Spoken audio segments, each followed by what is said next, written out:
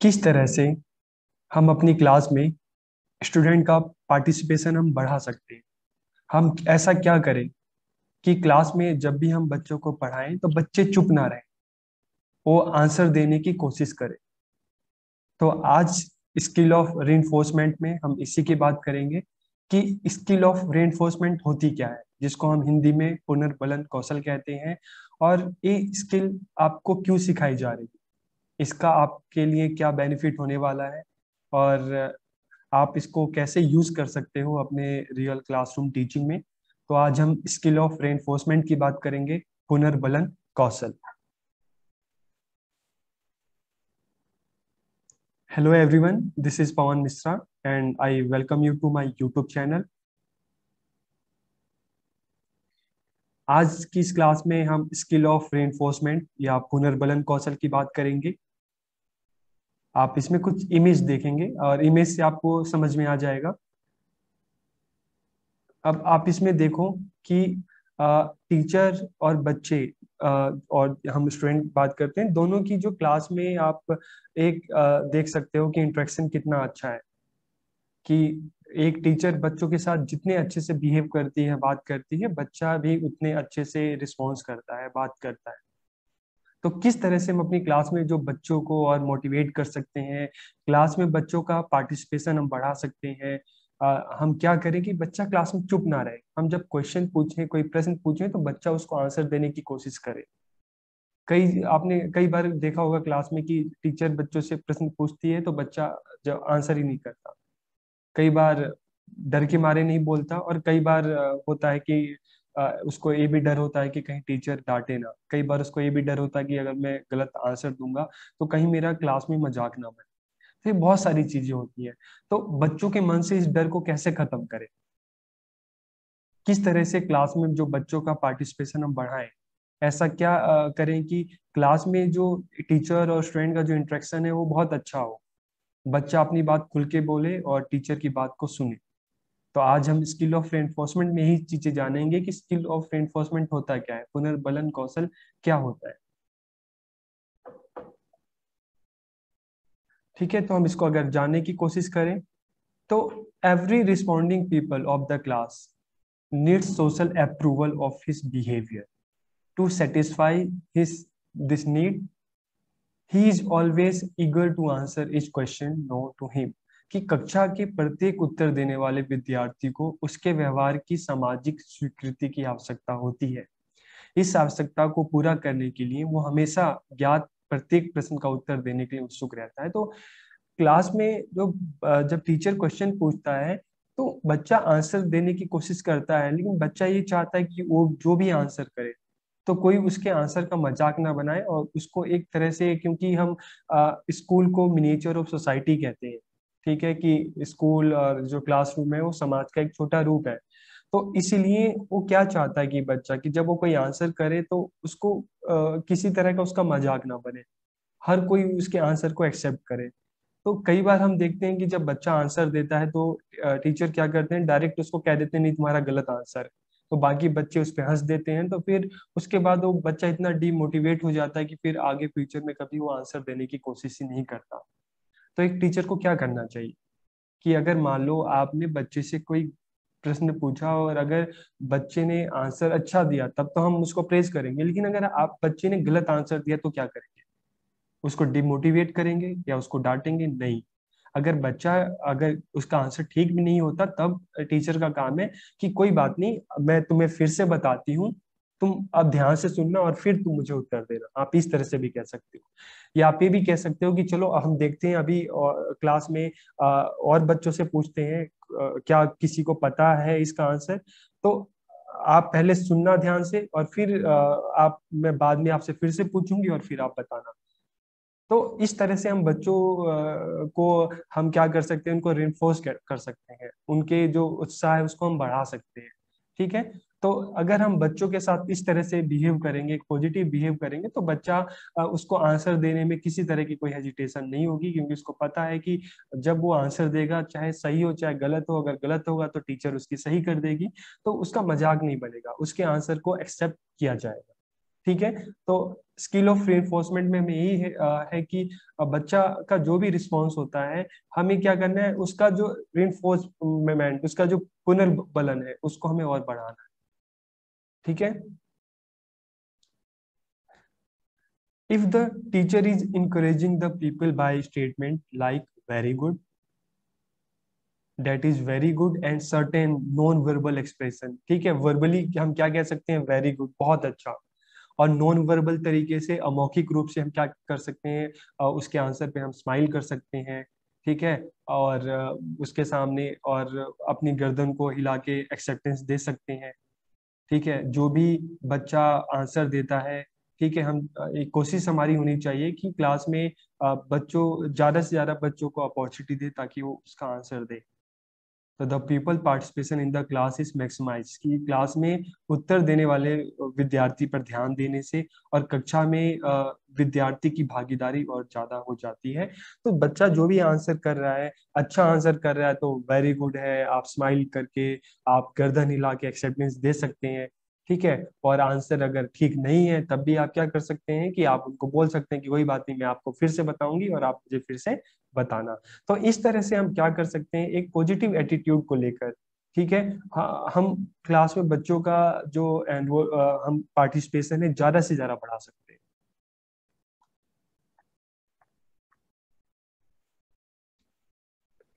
Learning this skill increases the teacher's encouraging remarks in the classroom and reduces discouraging remarks. By using this skill, teacher can increase student participation in the class। कि इस कौशल को सीखने से कक्षा में शिक्षक की प्रोत्साहित करने वाली टिप्पणी बढ़ती है और हतोत्साहित, हतोत्साहित मतलब डिस्करेजिंग, कि हतोत्साहित करने वाली टिप्पणी कम होती है। इस कौशल का प्रयोग करके शिक्षक कक्षा में विद्यार्थियों की भागीदारी बढ़ा सकते हैं। तो अगर आप इस स्किल का आप यूज करेंगे, आप अगर इस स्किल को सीखेंगे तो क्या होगा, आप अपने क्लास में बच्चों को ज्यादा से ज्यादा इंकरेज कर पाएंगे, उनको ज्यादा से ज्यादा इंकरेज करेंगे। उनकी जो भी, बच्चों की जो भी रिस्पॉन्स होता है, आप उसको एक पॉजिटिव वे में आगे ले जा सकते हो। फिर क्या होगा, धीरे धीरे बच्चा, जो क्लास में जो बच्चे हैं वो डरेंगे नहीं, वो चुपचाप रह के नहीं बैठेंगे। उनको पता है कि अगर वो आंसर अच्छा देते हैं तो उनकी टीचर उनकी तारीफ करेगी, अगर आंसर मान लो सही भी नहीं होता फिर भी टीचर उनकी, उनको पता है कि टीचर उनको सही आंसर बताएगी।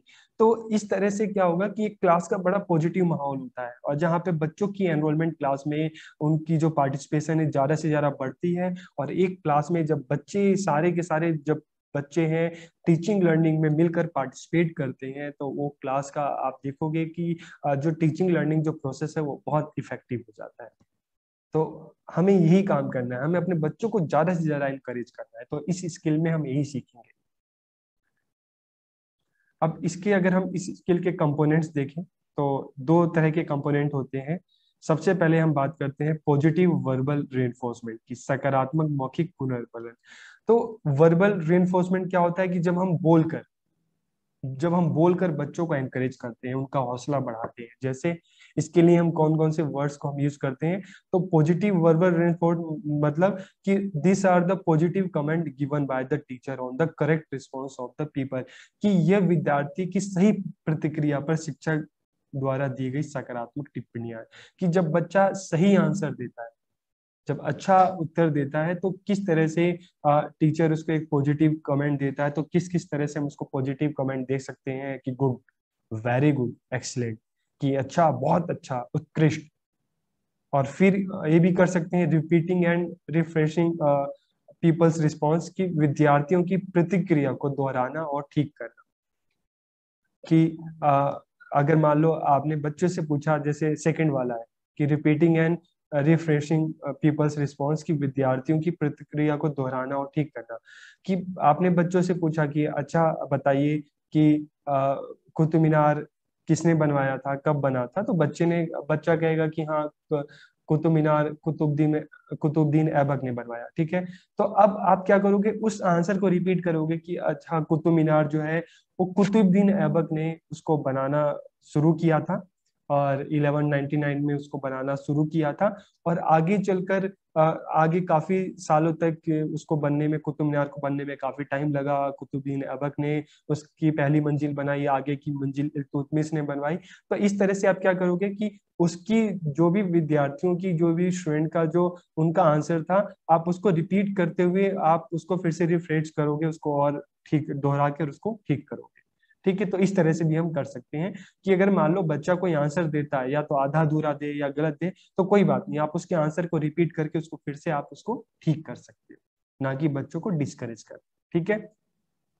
Using people's idea in the development of the lesson, कि पाठ के विकास में विद्यार्थियों के विचारों का उपयोग करना, कि जब भी हम कोई चैप्टर स्टार्ट करते हैं और बच्चों से जब हम क्वेश्चन पूछते हैं, तो जो भी बच्चा आंसर देता है, मान लो 4 बच्चे ने, 5 स्टूडेंट ने, 4 5 6 स्टूडेंट जितने भी आंसर देते हैं, उसके बाद आप सबके आंसर को ध्यान से सुनो, और जब आप खुद से बोलो तो जितने भी जो बच्चों ने जो जो आंसर दिए हैं, उनके एक एक पॉइंट्स को अपने आंसर में डालकर फिर आप बच्चों को बताने की कोशिश करो। तो इससे क्या होगा, यूजिंग पीपल्स आइडिया, इसमें हम बच्चों की आइडिया को जब हम शामिल करेंगे तो इसका भी बच्चों पे एक पॉजिटिव इम्पैक्ट पड़ता है कि अरे हमारे टीचर ने हमारे पॉइंट्स को भी रखा है।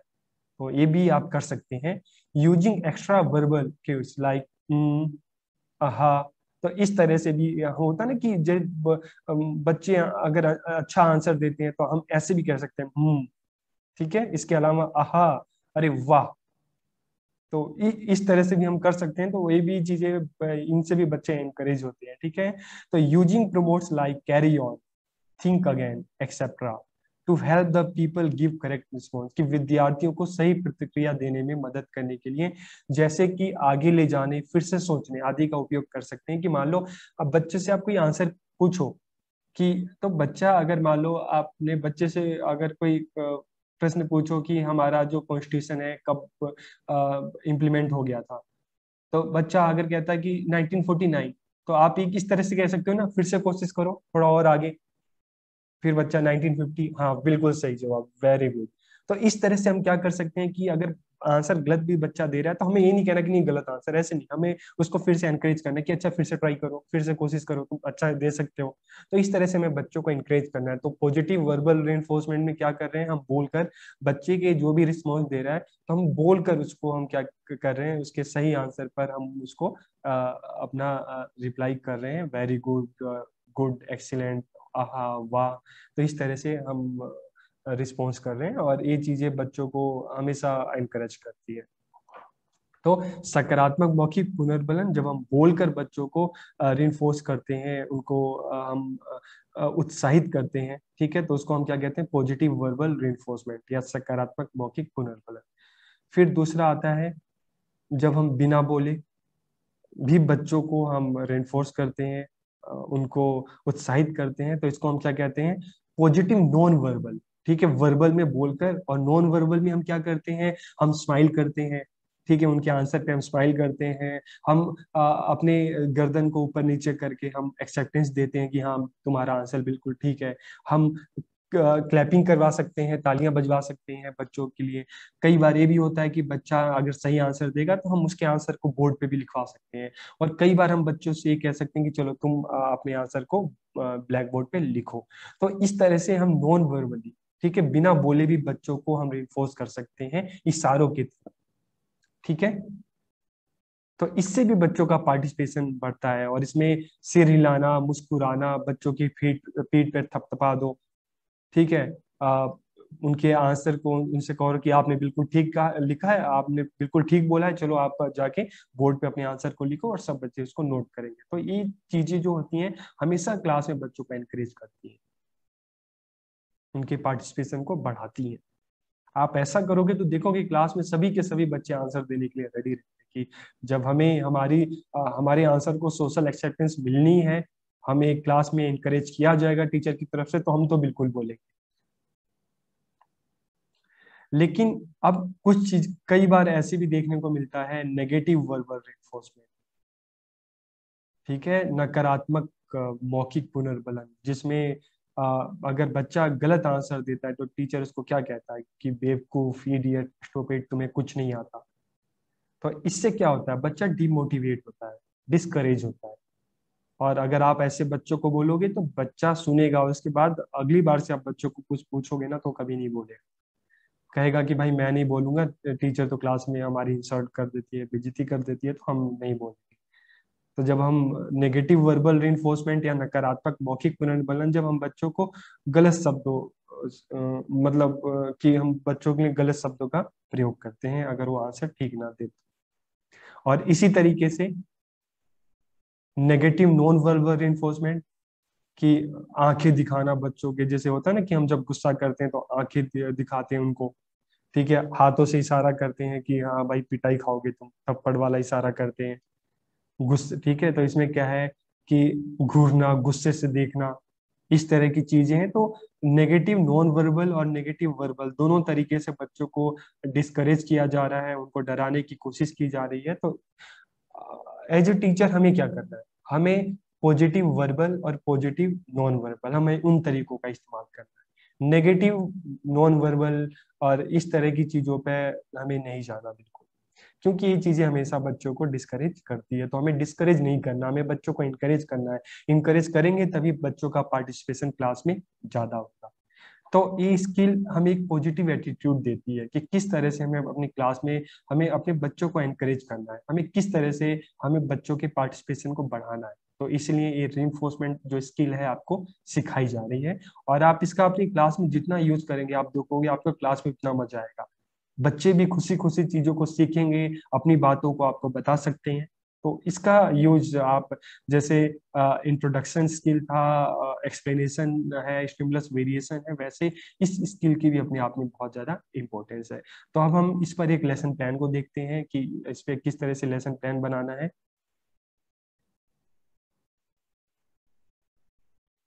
अब इसमें आप देखो, reinforcement स्किल पे एक लेसन प्लान है कि people teacher enters the class and wishes good morning to people's, name some great freedom fighters of India. कि टीचर क्लास में आती है और बच्चों को सुप्रभात या गुड मॉर्निंग एड्रेस करती है, विश करती है, और पूछती है कि बताओ हमारे कुछ फ्रीडम फाइटर्स या स्वतंत्रता सेनानी के नाम बताओ। फिर बच्चे बताते हैं कि रानी लक्ष्मीबाई हैं, भगत सिंह है, महात्मा गांधी जी हैं, सुभाष चंद्र बोस हैं।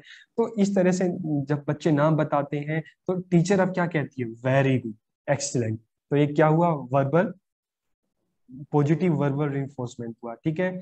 फिर by what other way we call Gandhi ji, Gandhi ji को हम और किस नाम से बुला सकते हैं, we call him Bapu ji. तो ये भी क्या हुआ, पॉजिटिव नॉन वर्बल रिइंफोर्समेंट। तो नॉन वर्बल में टीचर ने क्या कहा, nodding of head by the teacher in acceptance, की सिर हिलाकर, सिर हिलाकर स्माइल करके बच्चों की आंसर को एक्सेप्ट किया, टीचर ने एक्सेप्टेंस दी कि हाँ बिल्कुल तुम सही कह रहे हो। फिर where was Bapuji born, Ahmedabad sir. तो अब इसमें क्या है कि अहमदाबाद तो नहीं, पोरबंदर में बच्चे जन्मे थे। तो फिर टीचर क्या करती है कि नेगेटिव वर्बल रिइंफोर्समेंट, कि no, Bapuji was born at Porbandar Gujarat in 1869। ठीक है, तो इसमें यहाँ पे नॉन वर्बल रिइंफोर्समेंट का यूज किया गया है। तो कई बार क्या कहते हैं, जैसे हमें हमें ट्राई करना है कि हम नेगेटिव जो वर्बल रिइंफोर्समेंट इसका हमें यूज नहीं करना, ठीक है।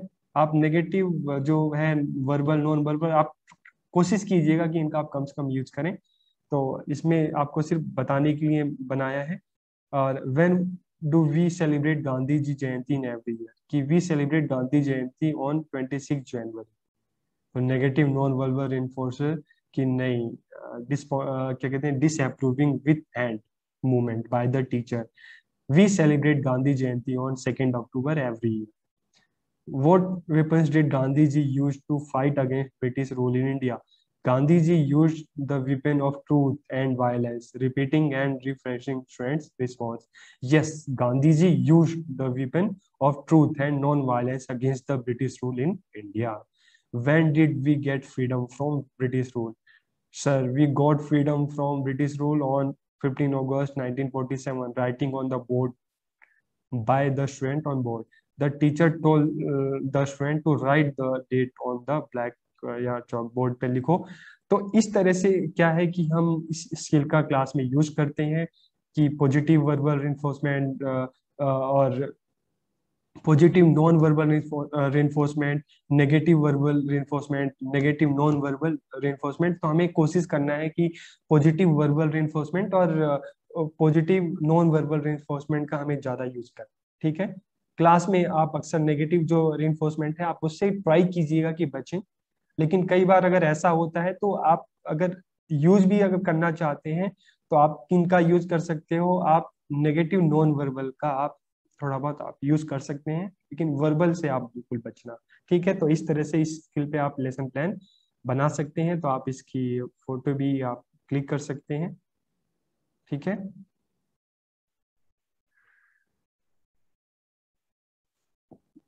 तो आपको ये वीडियो कैसा लगा और आपको ये चीजें समझ में आई कि नहीं आई, तो आप अपने आंसर जरूर दीजिएगा। और इसमें एक और कंपोनेंट है रिपीटिंग एंड रिफ्रेशिंग स्टूडेंट। जैसे मैंने आपको बताया कि बच्चा अगर आंसर देता है, अगर थोड़ी बहुत आंसर में कमी हुई तो आप उसको रिपीट करना और उसको फिर से दोहरा के ठीक करना, writing on the board by the student. कि स्टूडेंट अगर आंसर ठीक देता है तो आप स्टूडेंट को उनको एनकरेज करो कि हाँ आप आके अपने आंसर को बोर्ड पे लिखो और बाकी सब उसको नोट करेंगे। तो इसमें एक चीज और समझने की बात है कि रीइंफोर्समेंट और मोटिवेशन दोनों में डिफरेंस क्या है। तो मोटिवेशन हमेशा काम को स्टार्ट करने से पहले दी जाती है। ठीक है, जैसे रेस स्टार्ट होने वाली है तो स्टार्ट होने से पहले इनको मोटिवेट किया जाता है कि तुम जीत सकते हो। और रीइंफोर्स क्या होता है, रीइंफोर्समेंट जब आप कोई काम कर रहे हो तो उस काम को उस काम के बीच बीच में आपको रीइंफोर्स किया जाता है ताकि आप अपने काम को और अच्छा करो। तो रीइंफोर्समेंट हमेशा बीच में दी जाती है काम के, और मोटिवेशन पहले दी जाती है। ठीक है, तो आप इस चीज को आप ध्यान रखना। तो आपको ये वीडियो कैसा लगा आप अपनी कमेंट करके जरूर आप बताएं, और वीडियो अच्छा लगे तो इसको शेयर एंड सब्सक्राइब जरूर करें। आप सबका बहुत बहुत धन्यवाद।